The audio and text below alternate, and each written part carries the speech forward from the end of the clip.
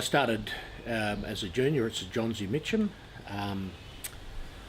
and played junior footy there, and then went after primary school. Went to Mitcham under 13s, where I captained the premiership team. Terrific. The seniors also won the flag that year, and from there, at high school, I went to Aquinas College in Ringwood, and you had to play school footy there. You weren't allowed to play anywhere else. Although I snuck out and went and played with my mates at Nuttawading at under 15s and under 17s. I was lucky enough to be invited down to Richmond in their scholarship squad at under 15s, and also the following year in under 17s. Got invited to their under 17 scholarship squad. After the under 17s, actually I had a bit of a day out one day, and a Richmond recruiter was there and invited me down to play under 19s at Richmond. That was in 1975, and we had a very strong team. They were from all over the country, and from all the zones for Richmond. We were coached by Donnie Davenport for those 2 years. He was a tremendous coach, very skilled based, tactical based, taught me a lot, had a lot of respect for Donnie. In 75 we played Melbourne in the grand final, and we won that. I was on a flank. We won it by, I believe, 4 points. I kicked the last goal of the day, and that was a sensational day. The following year in 76, we were very strong again. We got a lot of blokes from Essex Heights, the under 15s and under 17s through, plus the country leagues. Richmond were ruthless in their recruitment, and we had a terrific year again. We played North Melbourne in the grand final, and we lost it by 2 points, and the football gods evened things up, because I had virtually the last kick of the day, shot for goal, and was called a point. That's still in dispute, and we lost it by a couple of points. They were coached by Ray Jordan. It was a tremendous time at Richmond. Then I played about half a dozen games in the reserves that year in 76. I remember vividly, we played Hawthorn at Punt Road, and I'd just come out of the showers. I had a pretty good day, kicked a few, and Graham Richmond, who was a tyrant and a hard man, probably the hardest man in football you'll ever want to know. I'd just come out of the showers, and he stood in front of me and yelled at me. I'm standing there naked in front of all the players. He's going, "How are you going to play league football? You're as skinny as a chicken. We're going to put you on a weights program." But he said it in front of everyone, and I'm just a 18-year-old kid. But that's what Graham Richmond was like, tough and hard. And I did a weights program, got sick of that after a while, of course. Got invited to do pre-season at Richmond. Finished the pre-season, and got the call in from Alan Schwab. Said, "Bill, we don't think we're gonna watch you we'd like to put you to a club, and we'll keep our eye on you, but we're going to put you off the list." And obviously I was only young. I got home and told Dad, and Dad was more upset than me, actually. He was a mad Richmond player, Richmond supporter. And so I thought, well, I don't know what I'll do. I got a call from, I think it was Russ Withers, who was chairman of selectors at Camberwell. I think it was Russ. And he invited me down to Camberwell in 77. As soon as I arrived there, I just knew this was the place for me. Got well looked after. Players were fantastic. The supporters were brilliant. The management of it, from Pecky down right through, the trainers, Lionel and Curly, and played 77, 78 and 79 at Camberwell. I left Camberwell.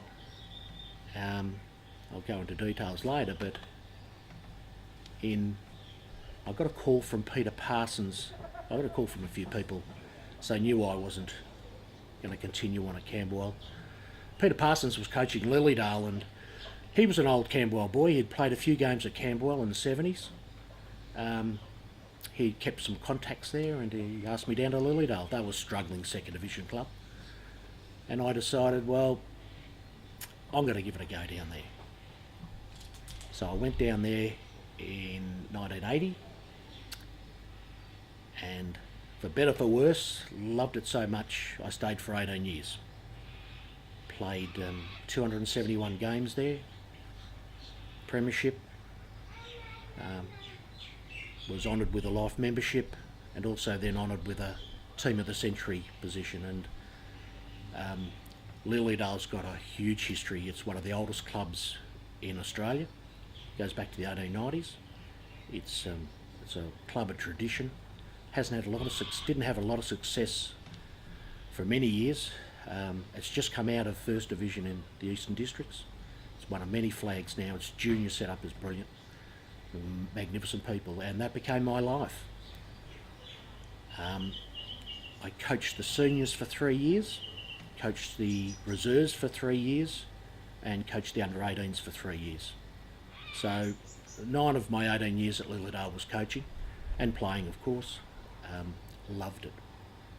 In 1997, my last year of football, I did a knee in the last game of the year, playing reserves against North Ringwood. I was 40 years of age. I went to the surgeon and he said, you need a total knee reconstruction, or if you're going to go on.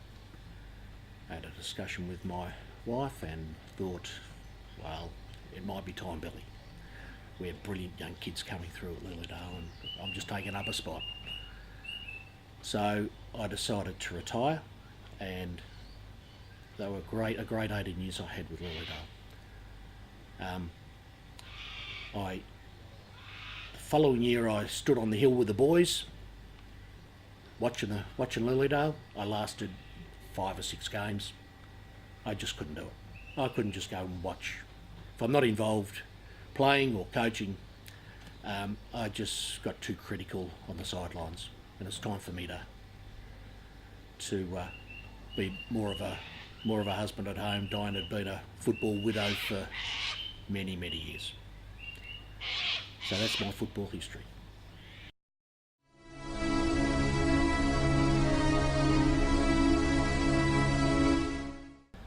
Well, I was a left-sided player, obviously, left footer. I didn't have a right side, had no idea how to kick with my right foot, or handball with my right hand, although I didn't even handball with my left. I was pretty hungry, forward player. I think for myself, I was always a loyal sort of person. I think that's my whole life's been about loyalty. Been in the same job for over 41 years and love it. Been married for 33 years and love it. Was at Lilydale for 18 years and loved every second of it. So I believe I'm a loyal sort of person, and I was at Camberwell. I probably got accused of a few indiscretions there. Some of them are true. I never had the right balance of my social life to my football life. I'd had some personal issues, but that's just an excuse. I don't believe in excuses. Had the opportunity to go further at Camberwell. Missed out on playing in the premiership year. through my own fault. My football there was probably a bit like my personal life. It was inconsistent, up and down. One day I'd have a great game, snag a lot and snag a few goals, and the next week I'd struggle. Probably I celebrated too much sometimes off the field. Should have taken the example of some of the other blokes. Always started off well. 77, when I first arrived, I had a pretty good year. I was only a young bloke, and I won the best first year player at Camberwell, which I was very proud of. At the end of the year, we had a quite successful year. We played off in the prelim final. I thought we could have gone all the way myself. 78 was interesting. Started off well. First half of the year was kicking some majors and contributing to the team. And I was out for a couple of weeks injured and struggled. Come back onto the bench, lost form. Didn't get back for the 78 grand final. 79 was interesting. I was all over the shop. Played a couple of good games, a couple of bad ones. About halfway through the year, lost my spot. Camberwell had recruited it very well again. If you're only 2% off, you're in trouble, and I was a few percent off. So I lacked that drive and commitment. Played the last part of 79 in the reserves. We played in the finals.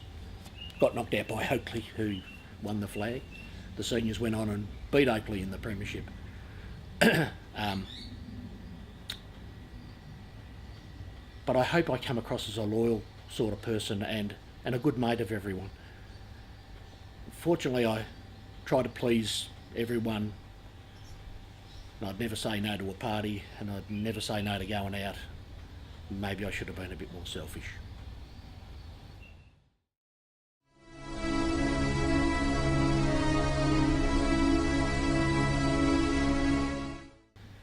Well, those 3 years of my life, I was only young, they meant the world to me. Camberwell was a fabulous place to be.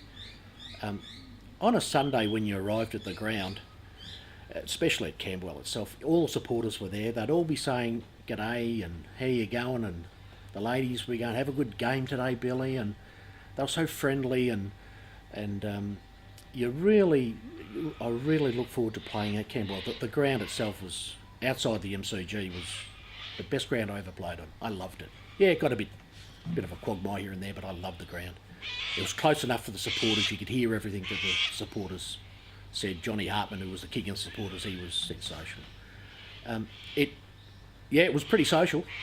It was pretty hard. It was hard on and off the field.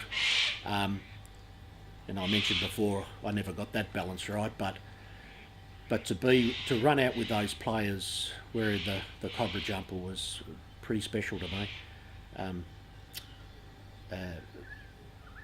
Always welcoming. The players were great. I haven't seen them for many years. So it's funny, in 1980 when I went to Lilydale, on the Sunday, we'd play the Saturday, and on the Sunday, myself and my cousin and brother would go and watch Camberwell. Did that for, probably 7 or 8 games, and really enjoyed it, watching the boys. But once I got heavily involved at Lilydale, they took over. When I first got asked about this interview, David mentioned that Kerry Hayward had passed away, and his wife a few years later, and I hung up the phone and teared up. I got really upset. I was sitting there on my own, and I wondered, after near on 40 years, why would I get upset about someone that I haven't seen for near on 40 years? I wasn't particularly his best mate, or even a close mate. And I thought about it for a while, and think I know, and it was because we put on the tricolours together. We ran out together. We were pretty successful. He had the most beautiful smile I've ever seen on a bloke. Um, and I think it's like that with all the players. You ran out with them in the copper jumper and on the Camberwell ground. I loved it then. I remember it now, and it was a special 3 years. Although I wasn't in the premiership team, deservedly, because premiership teams pick themselves. The best players play, the informed players play, the most committed players play. I was a rung down from that. But to see how happy everybody was after the game, the supporters, the committee, the players, it was wonderful. Just on that, at the end of '79, I decided, well, Camberwell's reached the peak. Maybe it's time that I looked elsewhere. Can't really put a finger on exactly why. I think I needed a change of environment. I think I needed a new challenge. I needed to cut the umbilical cord and get out there on my own, and that's what I did. No regrets. I don't believe in regrets. They're for losers. I went there with went to Lilydale with an open mind, and loved it. Loved my time at Camberwell though. Never forget it. Never forget the boys. Never forget running out on the Camberwell Oval. It was priceless memories.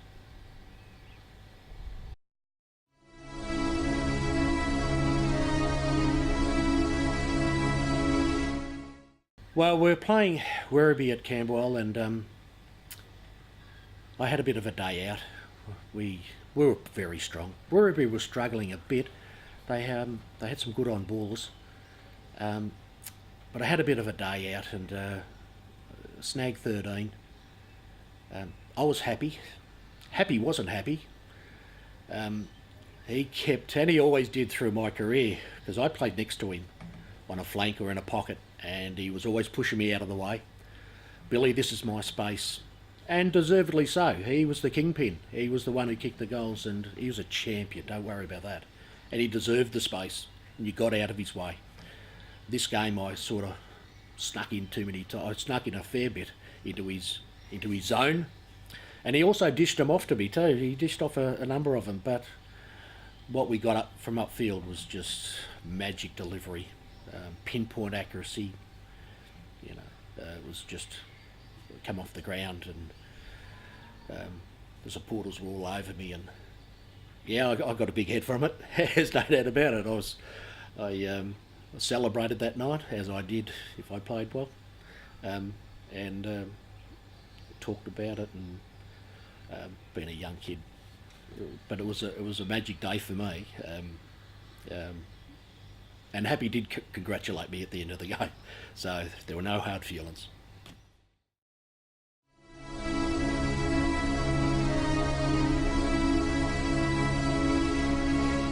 Well, best players for Camberwell.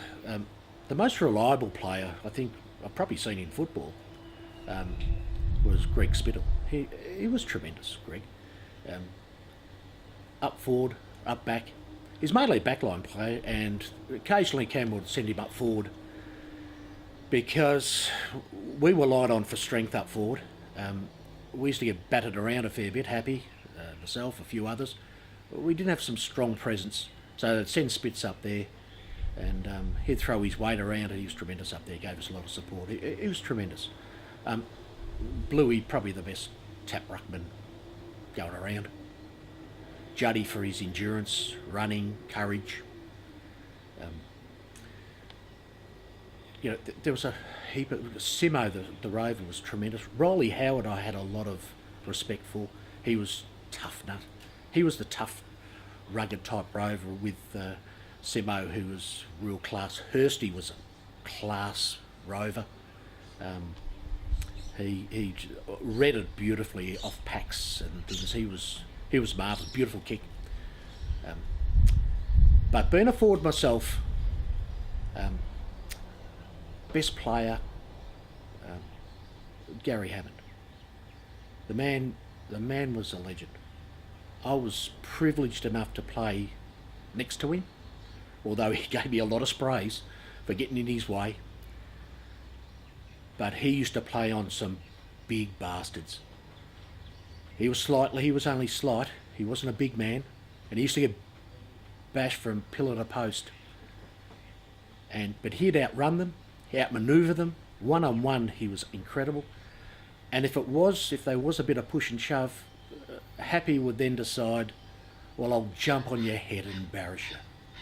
And that's exactly what Happy did. He'd jump on their heads, fall to the ground, and they'd start swinging punches at him for embarrassing them. And he did it time and time again. Never seen anyone better up forward. He was magic. He was as I say, a privilege to play with him. Different bunny off the field. We weren't, matey.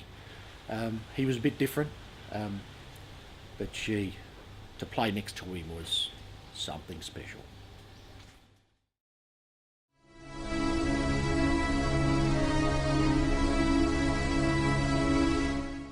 Well, coming from Richmond, Donny Davenport, who was very skill-based and tactically based type of coach. When I arrived at Camberwell, Ray Smith was the coach. Ray was different.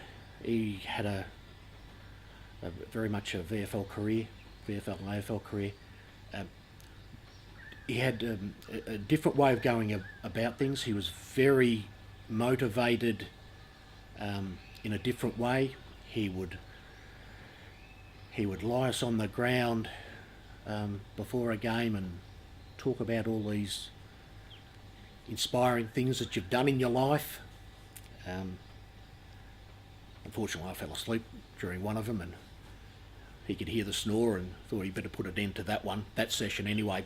But he was different, and I had a lot of respect for Ray. He had a number of critics at Camberwell, don't get me wrong, a number of critics, both on and off the ground. But I had a heap of respect for Ray Smith. I found him to be very genuine, very honest.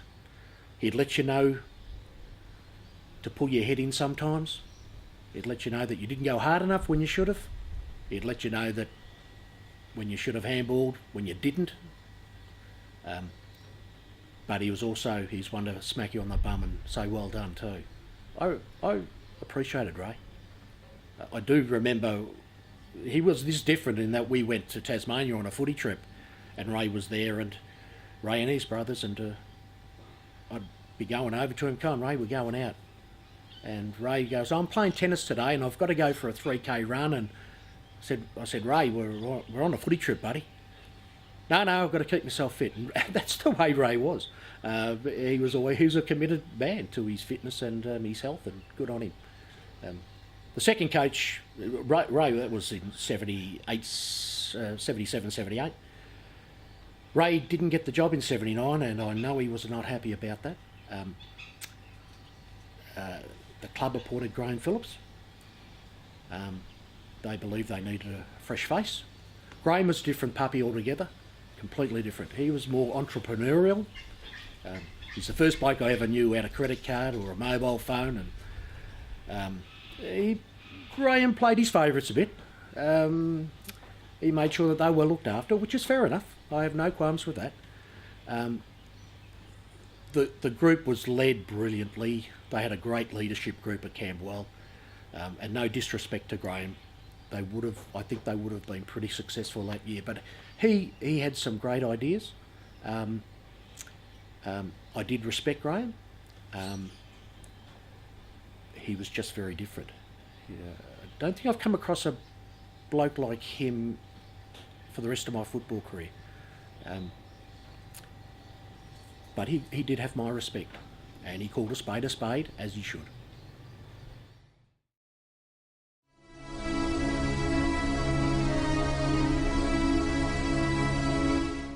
Well, I did get accused of a few things at my time. my social side. One day we were playing Werribee at Werribee. I got lost going to the ground. I saw the Camberwell supporters were having a big barbecue in the park near the ground, so I stopped to get directions off them, and I was accused of having a few beers before the game. That got back. It didn't happen. I was offered a few beers. Had I not been playing, I would have. Johnny Hartman will back me up on that, but nothing actually happened, although I've been accused of it. I've been accused of, especially when I was playing in the reserves in the finals there in '79, of not turning up to the game in a fit state. That was rubbish as well. I was actually asked by the coach, and Terry, don't forget his surname, accused me of turning up in an unfit state, and that's not true at all. I was fit and ready to go. I had a good game. I kicked 4 or 5. I didn't let anyone down. I never turned up in an unfit state at Camberwell. I always turned up in a fit state. And yes, I didn't get the balance right with my social activities and my football activities, and that's a lack of commitment on my part, but I always remained loyal, and I would never let my teammates down. You've given your heart to get here and your soul to get it right. You can take 'em boots and all, but it's sure gonna take a fight. When you spend all week getting to your peak, you're gonna have your say. You bet. On Sunday, it's the BFA. It's Sunday, you're gonna make your play for the BFA. Today you're gonna fly. It's Sunday for the BFA. It's Sunday, yes Sunday, it's Sunday.